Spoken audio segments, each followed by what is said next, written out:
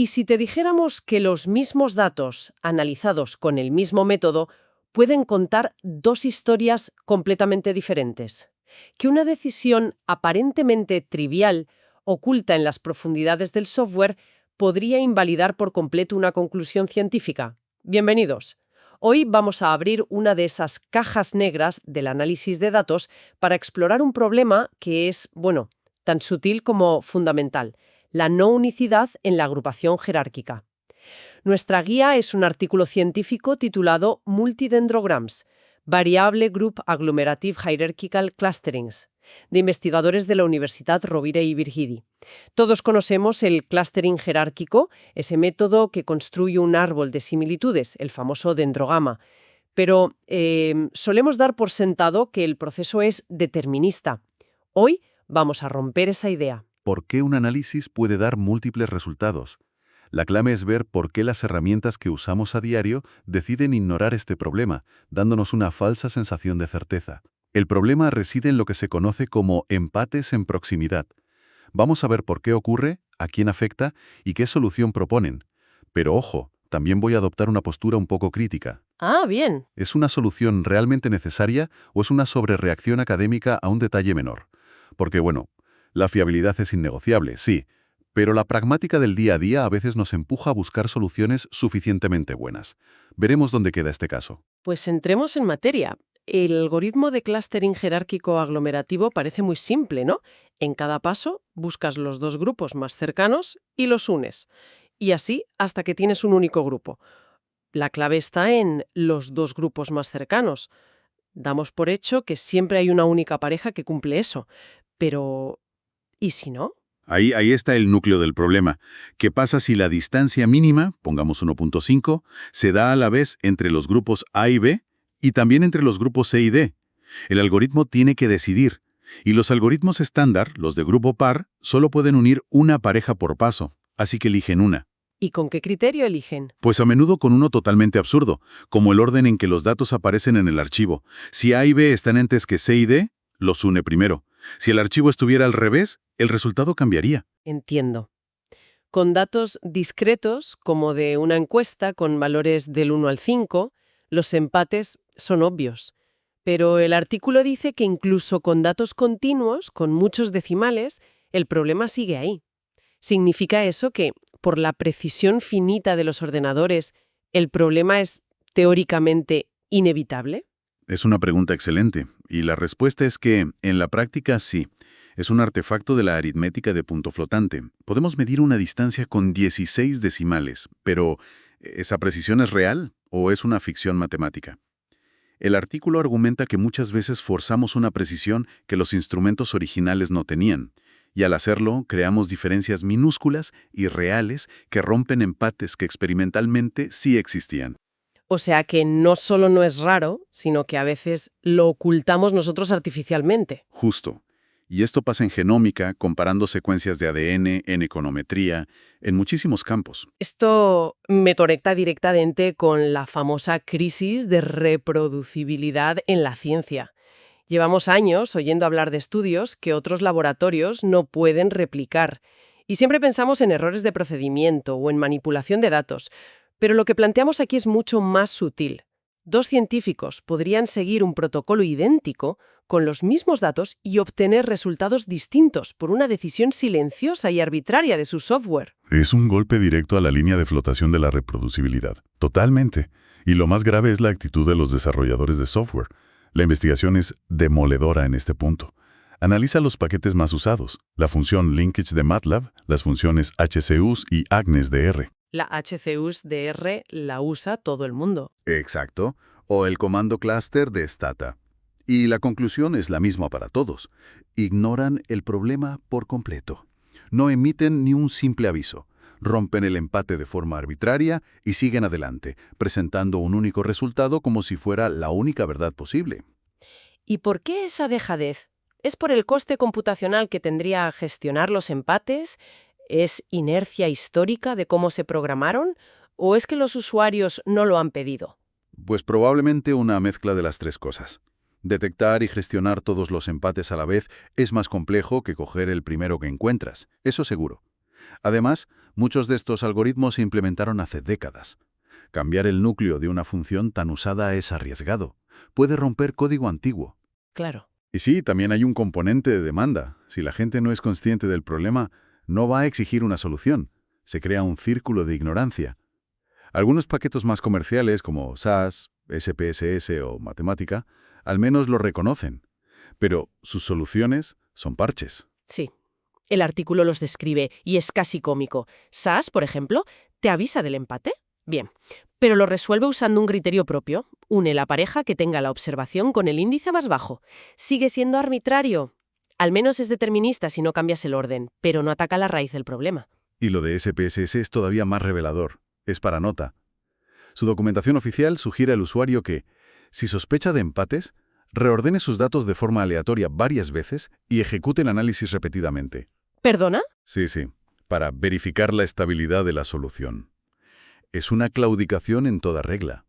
Le están diciendo al analista, mira, nuestro algoritmo es inestable, pero la responsabilidad de averiguar cuánto es tuya. Se lavan las manos, vamos. Totalmente. Y Matemática te lo dice y se queda tan ancha. Se han detectado empates. Reordenar los datos puede producir un resultado diferente. Te informa, sí, pero te dejan un callejón sin salida. Es como si un GPS te dijera, hay dos rutas posibles, parecen iguales de rápidas, elija usted, pero sin enseñarte el mapa. Entonces, si las herramientas más comunes fallan o se lavan las manos, estamos en un punto muerto. ¿O es que hay otra forma de pensar el algoritmo desde la raíz? Esa es exactamente la propuesta del artículo. Ante este panorama, se necesita un cambio de paradigma, no un simple parche. El enfoque tradicional, como decíamos, es el de grupo par. En cada paso une un solo par. La alternativa que proponen es un algoritmo de grupo variable. La idea es conceptualmente simple, pero rompe con la tradición. En lugar de elegir arbitrariamente una pareja cuando hay un empate, el algoritmo identifica todos los grupos que están a la distancia mínima y los fusiona, a la vez, simultáneamente. Vamos a visualizarlo. Si la distancia mínima es 0.2 y se da entre los grupos A, B y también entre C, D, el algoritmo de grupo variable no elige. En el mismo paso crea dos nuevos supergrupos, A, B y C, D. Y si el empate es más complejo, como una cadena, por ejemplo, entre A, B y B, C, el algoritmo forma directamente el supergrupo A, B, C de una sola vez, porque reconoce que todos están conectados a esa distancia mínima. El resultado es único, determinista. Da igual el orden de los datos. La estructura final será siempre la misma. Esta solución es matemáticamente elegante, no hay duda. Y los autores la han implementado en un software de código abierto llamado Multidendrograms. Pero aquí es donde me pongo el sombrero de abogado del diablo. Adelante. Estamos añadiendo una capa de complejidad para resolver un problema que, en muchos campos, quizás no altera la conclusión final de forma significativa. A lo mejor, la solución perezosa de SPSS, en el fondo, es pragmática. Si reordeno mis datos 5 veces, ejecuto el análisis y la estructura general de los clústeres principales no cambia, puedo seguir adelante. ¿O necesito esta pureza matemática a toda costa? Es un buen punto el de la significancia práctica, pero yo diría que depende del campo de aplicación. Si estoy haciendo una segmentación de mercado para una campaña de marketing, quizás esa estabilidad pragmática sea suficiente, pero si estoy clasificando subtipos de un tumor para decidir un tratamiento o identificando especies en peligro basándome en datos genéticos, ahí la ambigüedad no es una opción. Un resultado que no es reproducible no es ciencia. El determinismo no es un capricho académico, es un requisito fundamental. Estoy de acuerdo. La criticidad del problema depende del dominio. Pero volvamos a la solución. El software Multidendrograms no solo implementa este algoritmo. Hace algo que a mí me parece brillante. Visualiza la ambigüedad. No la esconde. Exacto. No genera un dendrograma tradicional con líneas finas, sino lo que llama un multidendrograma. Cuando se produce una de estas fusiones múltiples por un empate, en lugar de una línea horizontal dibuja una banda, un rectángulo sombreado. Y esa banda no es un adorno. Representa el intervalo de distancias internas del nuevo grupo. Muestra visualmente su heterogeneidad. Básicamente transforma un error potencial oculto en una pieza de información transparente. Te dice, ojo, aquí ha pasado algo complejo. La unión no ha sido simple. Y para demostrar que esto no es solo teoría, El artículo presenta un caso de estudio real que es donde se ve el impacto de verdad. Reanalizan un conjunto de datos clásicos sobre la similitud de 23 tipos de suelo de Glamorganshire, en Gales. En estos datos, resulta que había un único pero crucial empate en la similitud entre los pares de suelos 3.15 y 3.20. Para validar el método, los agrónomos sabían de antemano, por estudios de campo, que 5 de esos suelos, el 1, 2, 6, 12 y 13, formaban un grupo coherente. Se conocían como las tierras pardas. Tenían una verdad fundamental externa para poder juzgar si el resultado del clustering tenía sentido. Pues bien, al aplicar un algoritmo estándar, en este caso Complete Linkage, ese único empate provocaba 2 dendrogramas completamente diferentes, dependiendo de qué pareja se unía primero. En uno de ellos, que podríamos llamar el malo, el grupo de las tierras pardas no aparecía claramente. Sus miembros se mezclaban con suelos de otros 5 grupos distintos antes de unirse entre sí. Un desastre. De acuerdo. Uno es malo y otro es bueno. Pero, ¿qué significa eso en el mundo real? ¿Qué decisión errónea tomaría un agrónomo o un gestor de terrenos basándose en ese dendrograma malo? Ahí está la clave. Basándose en el dendrograma malo, un agrónomo podría concluir que el concepto de tierras pardas no es tan robusto como se pensaba, que esos suelos son en realidad muy heterogéneos. Podría decidir, por ejemplo, que no se puede aplicar el mismo tipo de fertilizante a toda esa zona. Claro. O un organismo medioambiental podría decidir que una de esas parcelas, que en realidad es tierra parda, no merece la misma protección que las otras porque el análisis la agrupa con suelos de menor valor ecológico. Decisiones con impacto económico y medioambiental. Basadas en una elección arbitraria del software. Exacto. Y el método estándar te daba un 50% de probabilidades de llegar a esa conclusión potencialmente errónea, sin siquiera avisarte de que existía otra posibilidad. Una auténtica lotería científica. Exacto. En cambio, en el otro dendrograma posible, el bueno, el grupo de las tierras pardas, se formaba de manera clara y temprana, reflejando el conocimiento experto.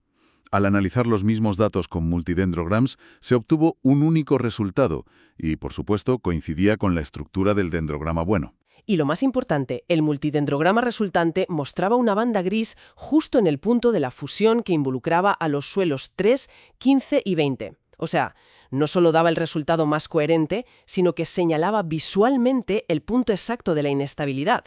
Hacía visible la causa de la ambigüedad. No te daba solo la respuesta correcta, te explicaba por qué el otro método era frágil. Recuerdo un proyecto en la universidad analizando datos de encuestas. Obtuvimos un clúster de indecisos que era perfecto. Un compañero volvió a correr el análisis al día siguiente, y el clúster se había evaporado. Pasamos una semana buscando un error en el código, revisando los datos, cuando el problema real era este. Un simple empate que el software resolvió de otra manera la segunda vez. Perdimos una semana de trabajo por una ambigüedad oculta. Es una anécdota perfecta. En resumen, hemos visto que un concepto tan básico como agrupar por similitud esconde una trampa que a menudo ignoramos. El problema de los empates en proximidad no es una curiosidad teórica, es real, es frecuente y puede socavar la reproducibilidad, uno de los pilares de la ciencia. Y la mayoría de las herramientas que usamos a diario nos fallan. O bien ignoran el problema, dándonos una falsa y única respuesta, o lo resuelven con parches que trasladan la responsabilidad al usuario. La propuesta del algoritmo de grupo variable que hemos visto ofrece una solución matemáticamente robusta, determinista y única. Trata todos los empates simultáneamente. Pero, para mí, la lección más valiosa no es solo la solución matemática, sino la filosófica. La visualización de las bandas en el multidendrograma es un acto de honestidad intelectual. Transforma una fuente de error oculta en una pieza de información valiosa sobre la estructura de nuestros datos. No nos esconde la complejidad, nos la presenta para que podamos interpretarla. Y eso nos lleva a la reflexión final. Este artículo se centra en un algoritmo muy específico, pero ¿cuántos otros procesos de análisis que damos por sentados cada día, desde algoritmos de recomendación hasta modelos de machine learning, contienen ambigüedades similares, ocultas tras una interfaz pulcra que nos ofrece una única y tranquilizadora respuesta? Quizás las herramientas más potentes no son las que nos esconden la complejidad del mundo, sino las que nos la muestran de forma honesta e interpretable. Gracias por acompañarnos en este análisis. Hasta la próxima.